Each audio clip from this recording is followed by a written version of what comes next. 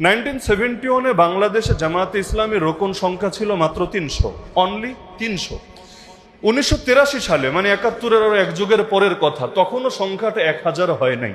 1986-তে মাত্র 2000 অতিক্রম করেছে। এমনকি 2008-এ সেই অন-11-এর ষড়যন্ত্র যখন হয় অথবা আওয়ামী লীগ যখন ক্ষমতায় আসে, ওই সময়ে বাংলাদেশ জামায়াতে ইসলামীর রোকন সংখ্যা 25,000-ও হয় নাই, 23,000 সামথিং আছে।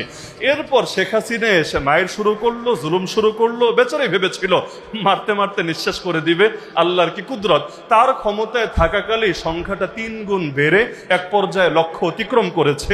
আর এখন তো শুধু লক্ষ্য না, 1,30,000 ইতিমধ্যে সম্ভবত ছাড়িয়ে গিয়েছে। সংখ্যার বিবেচনা আমি মনে হয় সর্বশেষ যিনি শপথটা নিয়েছেন, কিন্তু ইতিমধ্যে সংখ্যাটা প্রায় 1,30,000 হয়ে গিয়েছে। এমনকি আমি মনে করছি এই যে ধীরে ধীরে এগিয়ে আসছে, এত ষড়যন্ত্র, এত ফতোয়াবাজি, এত ধরনের মানে চতুর্মুখী ষড়যন্ত্র, এমনকি যেই 5 আগস্ট হাসিনা পালিয়েছিল ওই মাসের 1 তারিখ তো জামাত এবং শিবিরকে নিষিদ্ধ পর্যন্ত করে দিয়েছিল। কিন্তু আল্লাহর কি কুদরত, আমরা বলতে পারি আমার আল্লাহর মহাপরিকল্পনার অংশ হিসাবে আল্লাহ ধীরে ধীরে জামাতকে মনে হয় চূড়ান্ত নেতৃত্বের জন্য প্রস্তুত করছেন। এমনকি এবার যে ক্ষমতায় যায় নাই, প্রধান বিরোধী দল হিসাবে আছে, আমি মনে করি এটাও আল্লাহর মহাপরিকল্পনার অংশ। কিভাবে?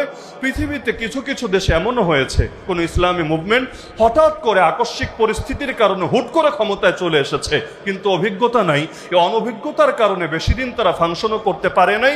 বিভিন্ন ষড়যন্ত্র করে তাদেরকে ফেল করে দেওয়ানো হয়েছে, মাঝপথেই তাদেরকে উৎখাত করে দেওয়া হয়েছে। আমি মনে করি আল্লাহ তাআলা হাতে কলমে বিরোধী দল বানিয়ে, এমনকি ছায়ামন্ত্রী পরিষদ গঠন করে প্রশিক্ষণ দিয়ে দিয়ে আগামী দিনে চূড়ান্ত নেতৃত্বের জন্য প্রস্তুত করছেন। এবং সেই 1757-তে এই অঞ্চলে রাষ্ট্রীয়ভাবে ইসলামের যে পতন ঘটেছে, প্রায় 350 বছর হতে চলছে, আল্লাহ চাইলে শীঘ্রই এদেশের আকাশেও আবার ইসলামের পতাকা সমুন্নত হবে ইনশাআল্লাহ। তাহলে আমি মনে করি যে যেই ধারারই হই, যেই মতেরই হই, আগামী দিনে যে সম্ভাবনাময় এক আন্দোলন আমাদের সামনে দাঁড়িয়ে আছে,